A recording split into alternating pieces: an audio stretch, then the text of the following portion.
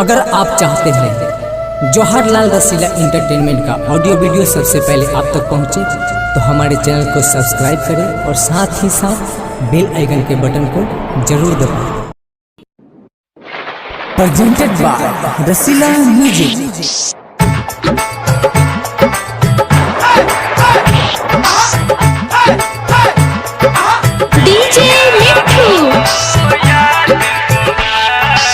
राजा पटसोनी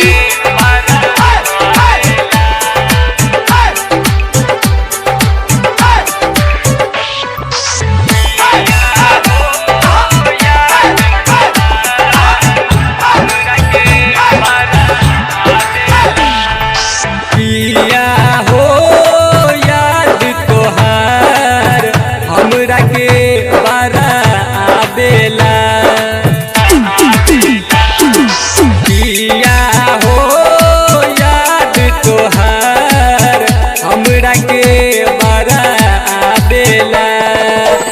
जहिया से पिया छोड़ के गइला, जहिया से पिया छोड़ के गइला, से जिया पनिंदिया ना आबेला, से जिया पनिंदिया ना आबेला।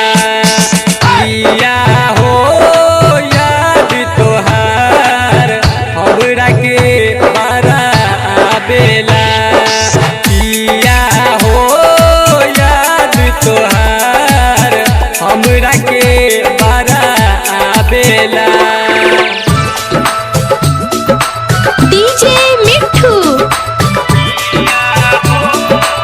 राजा पटसोनी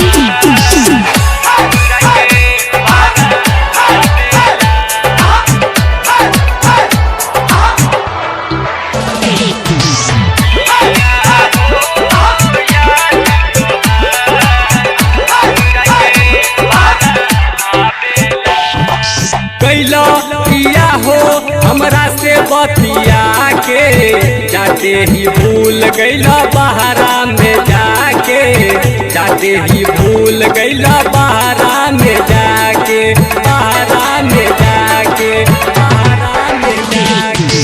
कैलो किया हो हमरा से बतिया के, जाते ही भूल गइला दिल्ली में जाके, जाते ही भूल गइला दिल्ली में जाके। रोबत रहिले रही रही के, रोबत रहिले रही रही के, फनमा नहीं करेला।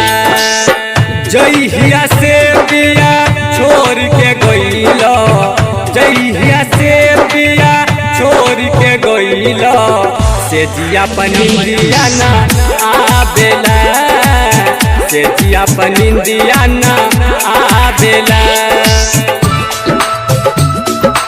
डीजे मिट्ठू राजा पटसोनी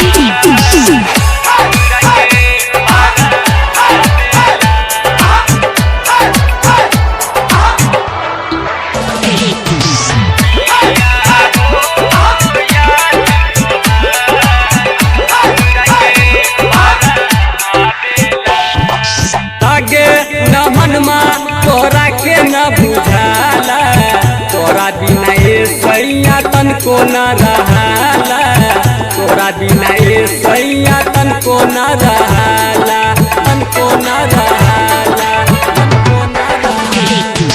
लागे न मनमा तोरा के न बुझाला, तोरा बिना ए सैया तन को न रहाला, तोरा बिना ए सैया तन को न रहाला। लाली बिंदिया चूड़ी कंगना, लाली बिंदिया चूड़ी कंगना, खाना खाना खाना खाना खाना कहला। जहिया से पिया छोड़ के गइला, जहिया से पिया छोड़ के गइला, से जिया पनिंदिया ना आबेला, से जिया पनिंदिया ना आबेला। डीजे मिट्ठू राजा पटसोनी